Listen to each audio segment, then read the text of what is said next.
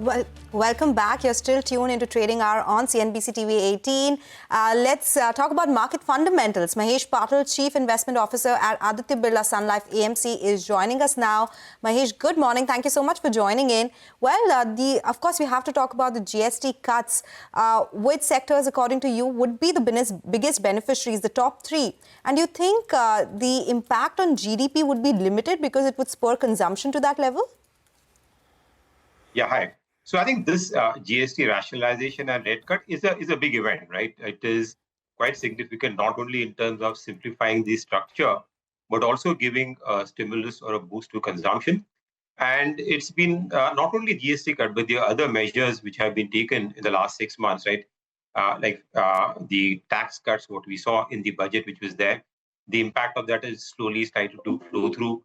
The rate cuts, what we saw in the monetary policy, that should also help discretionary consumption. And then overall, the good monsoons and low inflation, and along with the GST, all these factors, I think, really create a good kind of a platform for consumption, okay, to get stimulated, especially after once the festive season starts. And if you look at purely from a GST rate cut perspective, the sectors, okay, which we see could benefit are, one is obviously the auto sector, which has been kind of reeling under the pressure. We've seen the auto sales have been sluggish. There is some amount of deferment also, okay, which will happen because people are awaiting this GST rate cut. So clearly that sector should see a meaningful pickup in volumes in the subsequent months. Apart from the auto sector, the FMCG sector, where we've seen the rates have been cut from, say, around 12% to 5%, which should benefit. Then consumer durables, again, a big cut there from 28% to 18%. That has also been a sector which has been kind of weakish because of the monsoons. So the last 1 or 2 quarters, the lower sales, I think that should really see some kind of a pickup in the second half. There are other sectors like footwear, where the difference between the unorganized sector and the organized sector, because of the tariffs being brought down to around 5%, should also help to stimulate demand.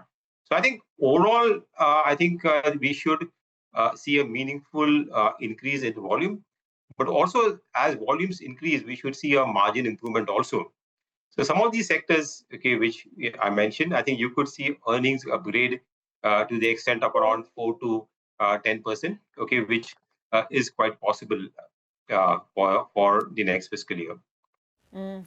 Mahesh, hi, morning. This is Rima here. Despite so many policy positives, as you spoke about in auto, in consumption, we could see earnings upgrades to the tune of 4 to 7, 8%. But the market reaction is not euphoric, despite getting the landmark reform that they wanted. Why is that? And it's not that we've gone into the event at a high. Markets, if anything, are down year to date. I mean, not year to date. In the last 1 year, we're down 1%. So, what is keeping a lid on the markets despite getting the reforms that it wants and the positive policy push?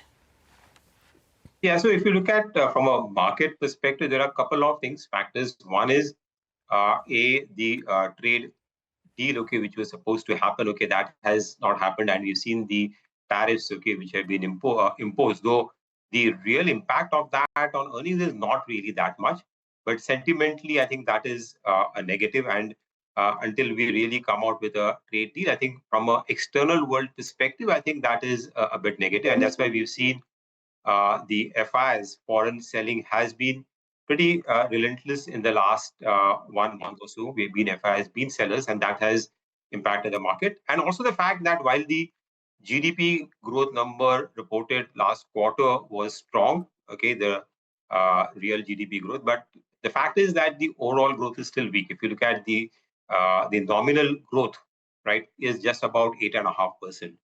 So that is impacting in terms of the earnings growth. We've seen last few quarters, earnings growth has been sluggish in the mid-single digit.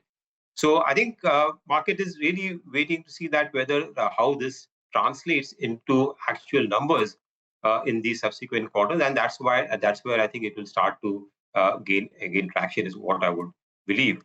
And so I think these are the factors, I think, why the markets have been relatively, if you look at India, also has underperformed the other markets. Our valuations relatively were slightly on the higher side, and growth was weak, as I said, anemic in the last few quarters. So I think once we see that growth picking up into the double digits or somewhere around, say, 10% and above, I think that's where money will start to move in, especially from the foreign investors, and that could lift the market higher.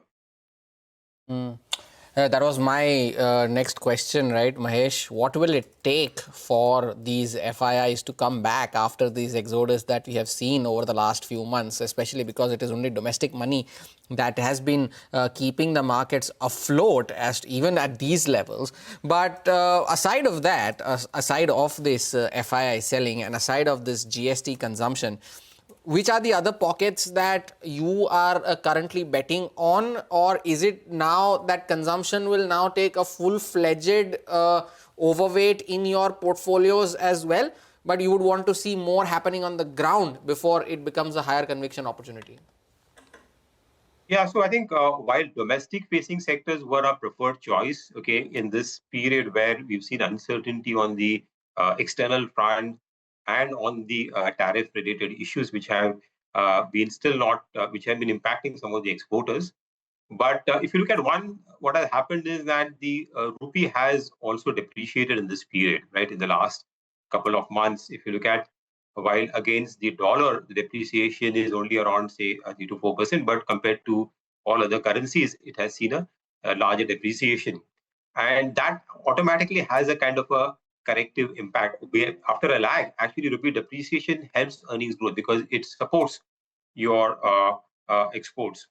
And so I think besides the domestic sector, we talk about, like, for example, auto, we have been positive on the consumer discretionary side because we think that that's a sector which is been kind of lagging in terms of growth.